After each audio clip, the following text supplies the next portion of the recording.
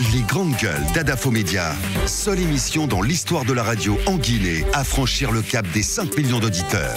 À Bokeh, Cancan, Labé sur Radio Espace Région. À Kindia sur Kanyazik.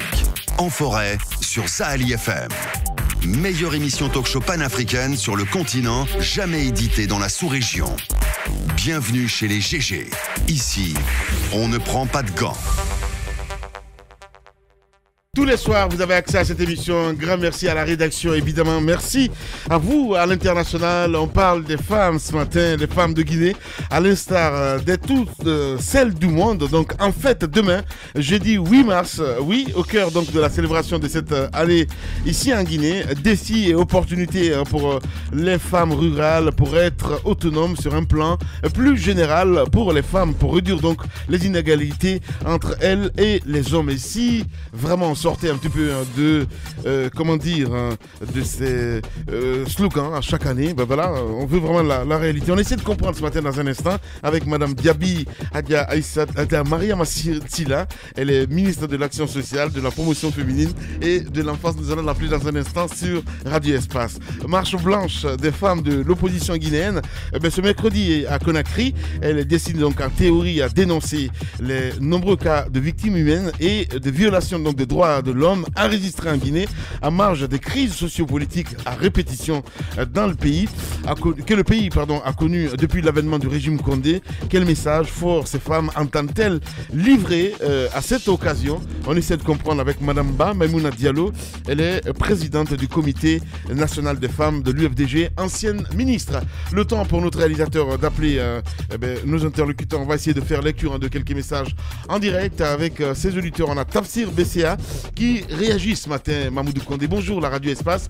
S'il vous plaît, envoyez vos enquêteurs à Gamal car une partie de sa bibliothèque est en cours de bail aux Chinois. Bon, ok. On va continuer toujours avec ces auditeurs très nombreux ce matin à réagir, notamment sur Twitter. On a Noumou Noumou qui réagit, hashtag Espace GG. Un ministre qui parraine une société d'arnaque c'est aussi la Guinée. Donc voilà. Il ne fait pas de cadeau ce matin. On y va avec cet autre, toujours sur le 657 39 13 13 cette fois-ci.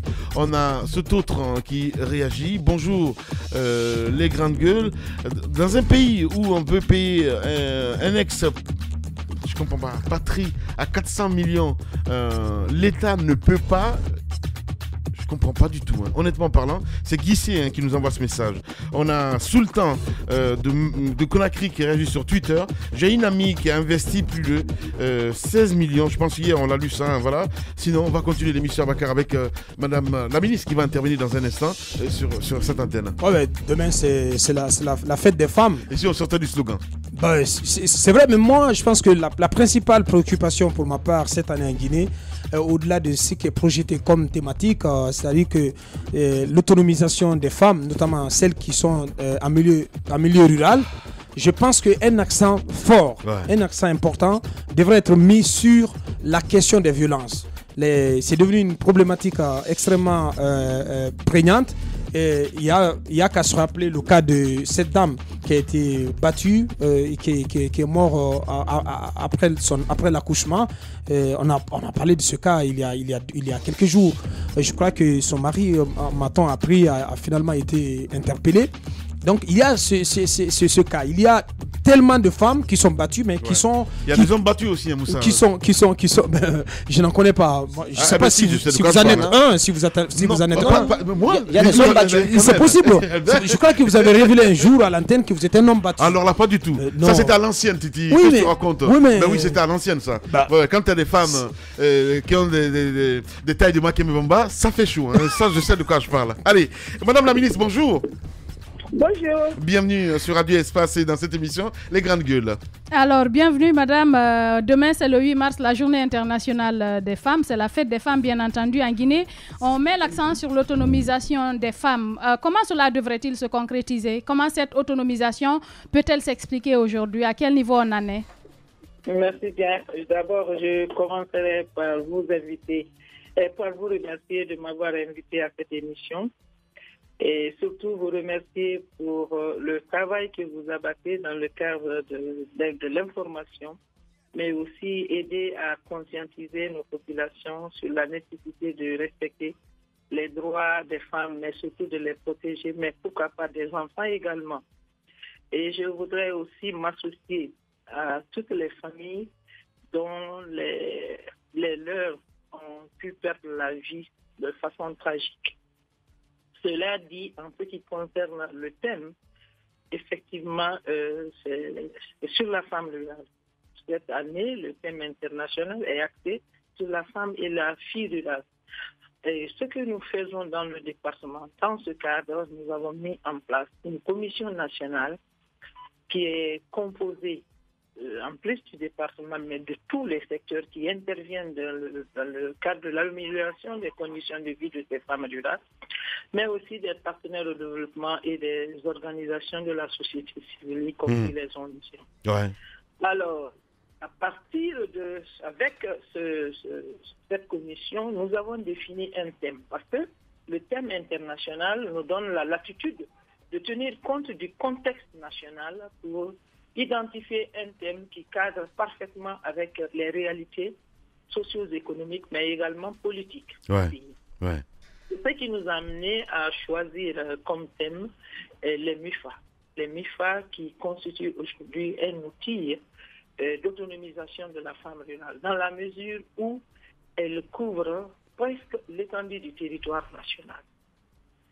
Qu'est-ce qui a été fait? Nous avons réalisé une étude qui a été validée hier, mais aussi nous avons élaboré un rapport qui va nous accompagner aux Nations Unies, parce que c'est la 62e session qui va se tenir du 12 au 23 à New York. Nous avons essayé de prendre la période qui se situe entre 2015 et 2017. Pourquoi? Parce que tout simplement, c'est en 2017 qu'un nouveau pacte mondial est intervenu par rapport au développement durable. Donc, nous nous sommes appesantis sur cette période-là pour pouvoir élaborer notre document.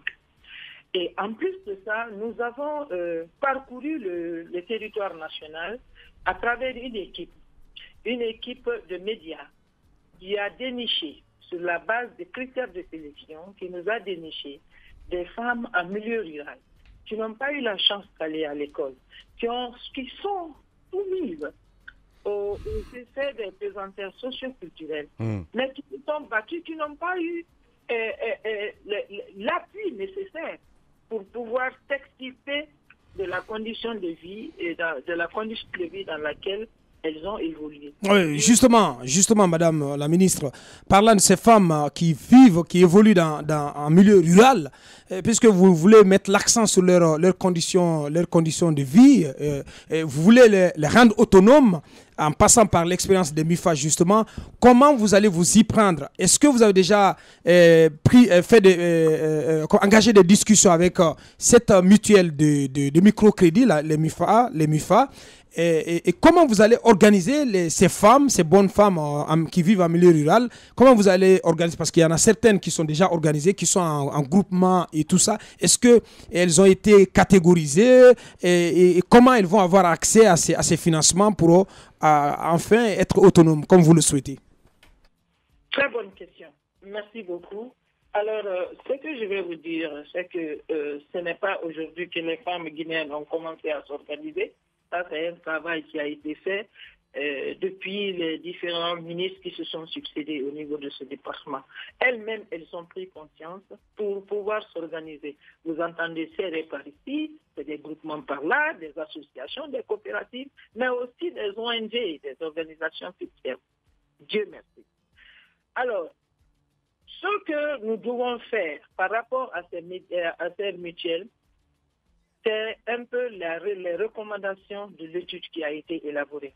En fait, les femmes ont besoin d'être formées en de management de leur groupement socio-économique. Elles ont besoin également d'être formées dans le domaine de la gestion financière des microcrédits auxquels elles ont accès probablement à certains endroits. Et alors, c'est au vu de tout ça, cette probabilité-là, le président a décidé de créer ces MIFA. Ces MIFA sont créés et ce qu'il faut saluer, c'est que c'est avec un taux d'intérêt vraiment infiniment insignifiant, il faut le dire comme ça. Donc, en ce qui concerne la formation, ça, il va sans dire que ça, il faudrait nécessairement que les femmes soient formées et qu'elles également mieux s'organiser pour pouvoir renforcer leur activité jeunesse. Madame, je parle les opportunités qui s'offrent à elles, bien sûr, parce que les MIFA constituent une opportunité. Ouais. Mais la fête des femmes ne se résume pas à MUFA. Hein. Oui, mais on va aller en profondeur, Moussa. Même par rapport à MUFA, il y a des problèmes. Voilà. Laissez-moi continuer. Mais non, mais il faut qu'on pose des questions, madame. Hein. Voilà, c'est pas la cellule de communication du gouvernement ici. Non, quand même. Allez-y. Madame la ministre. Allez-y. Non, mais quand même, c'est la fête des femmes. La ministre, il faut être gentil. Ouais. C'est la fête des femmes. Sois Les gentil. grandes gueules. Ma mère, ce que vous faites, c'est extraordinaire. Moi, je voudrais vous féliciter. Non, Merci. Oui, merci. Mais bon, allez-y, Moussa. Madame la ministre, le MUFA ne date pas d'aujourd'hui. Le président a une initiative il y a quelques années déjà. Est-ce qu'on peut savoir le bilan déjà de ces MUFA? Qu'est-ce que ces MUFA ont permis de changer dans le quotidien de ces femmes, surtout dans les zones rurales? Parce qu'elles ne datent pas d'aujourd'hui, ces MUFA. Justement. Et ensuite, les chiffres parlent d'elles-mêmes. Allez-y, donnez-nous quelques chiffres. Les produits des femmes guinéennes sont éligibles au niveau de la GOA. Elles ont renforcé leur activité génératrice de revenus. Les chiffres nous disent qu'il y a près de 30 000 femmes qui ont accès au MUFA et qui ont un chiffre d'affaires de plus de 55 milliards. Alors ça, ce n'est pas une petite chose. Ouais. C'est quelque chose qui n'existait pas. Ça n'existait pas. Ça, c'est une avancée que nous devons saluer. L'expérience guinéenne en la matière, vraiment, a besoin d'être vendue. Alors, mais comment comprendre, madame, du point de vue organisation, on nous dit souvent que les femmes guinéennes étaient, par exemple, les premières à faire de la teinture, les pains indigo, les teinturières qui faisaient des barzins et autres, Bamako et tout ça, ça a commencé en Guinée, oui, paraît-il, mais il n'y a pas d'organisation, il n'y a pas de suivi. Est-ce que vous avez pensé à ces bonnes dames aussi, qui ne sont pas forcément dans ces MUFA, mais qui ont quelques petits groupements pour qu'elles puissent vendre leurs produits, mais également avoir des unités de production assez consistantes? Voilà, parce qu'on constate que MUFA, c'est un bon produit pour vous, un gouvernement. Mais bon, au-delà. Nous allons encore profiter de votre antenne pour lancer un appel aux femmes qui n'ont pas de métier. Le gouvernement a érigé une division que nous avons ici, la division économique, en direction générale, un EPA chargé de l'autonomisation et de la promotion de la femme et qui est aussi organisé conformément à la dimension institutionnelle du ministère. Cela veut dire qu'au niveau central et déconcentré, nous avons des centres d'autonomisation et de promotion de la femme. Dans notre vision, chaque préfecture doit avoir son centre d'autonomisation de la femme. Alors, revenons à la ceinture, au pain indigo. Vous avez dit que, c'est pas tellement ça, etc. Dans ces centres d'autonomisation, nous apprenons les femmes à mieux labelliser, à mieux qualifier la teinture. En quoi faisant? En respectant d'abord les normes, en utilisant des fixateurs pour ne pas que ça salisse. Parce qu'avant, l'indigo qu'on avait n'était pas très bien traité et le pain était très petit. Mais comme vous l'avez remarqué, de plus en plus, les gens vraiment portent notre indigo. Les responsables à tous les niveaux portent l'indigo pour faire la promotion parce que ça fait qualifier. Aujourd'hui, c'est à l'international que le pain indigo est recherché et vendu. Donc, c'est un travail qui est en train de se faire. On forme les gens, mais il y a aussi d'autres organisations. Voilà.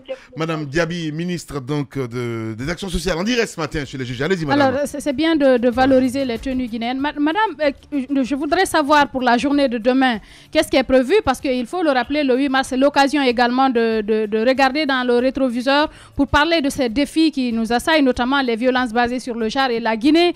Ces derniers mois, quand même, on a vécu des situations très difficile par rapport aux femmes. On a vu des femmes qui ont été violentées au point d'en mourir, au point d'en perdre la vie. La dernière en date, c'est Madame Aïcha Touré. Et qu'est-ce que vous pensez de ces différentes violences? Et est-ce que vous pensez que la justice devrait se battre beaucoup plus, parce que c'est là qu'il y a faille le plus souvent? Justice n'est pas rendue à ses victimes. Sans parler de nombreux cas de viol, la Guinée est aujourd'hui devenu un pays qui est très porté sur le viol des mineurs. Qu'est-ce qui est prévu par rapport à tout ça de votre côté? Et puis, un petit mot forcément sur cette question de cette histoire de pagne. Parce que apparemment ça monte à la tête de toutes les femmes. Et il y en a celles du ministère de l'élevage qui ont pris en otage leur ministre à cause de l'argent et des pagnes. Dites-nous-en un peu plus. Alors ça, c'est trois questions qui ont été posées là. D'abord, qu'est-ce qu'on fait ce 8 mars? Ce 8 mars, je vous l'ai dit, nous avons déniché des femmes rurales qui vont être magnifiées, qui sont des femmes modèles, qui se sont extraites de la pauvreté et qui ont aidé leurs sœurs aussi à avoir des métiers. Ces femmes-là vont être magnifiées. Un. Deuxièmement, par rapport aux violences, qu'est-ce qui a été fait? Est-ce que la justice va agir? Mais aucune loi n'est favorable à la violence faite aux femmes, faite à n'importe quel Guinéen de notre pays. Alors, il y a des mécanismes qui ont été mis pour, pour traiter les auteurs de violence. Il y a des mécanismes qui sont là pour assurer la prise en charge psychosociale et médicale des victimes de violence.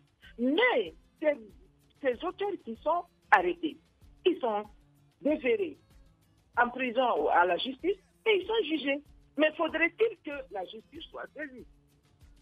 Et ce que le gouvernement est en train de faire, et moi je salue particulièrement en tant que ministre de la Femme, c'est que le ministère de la Justice est en train de créer des maisons de proximité sur toute l'étendue du territoire national où les femmes, en tout cas les populations vulnérables, peuvent venir pour pouvoir poser des problèmes qui les assaillent en termes de violation de leurs droits.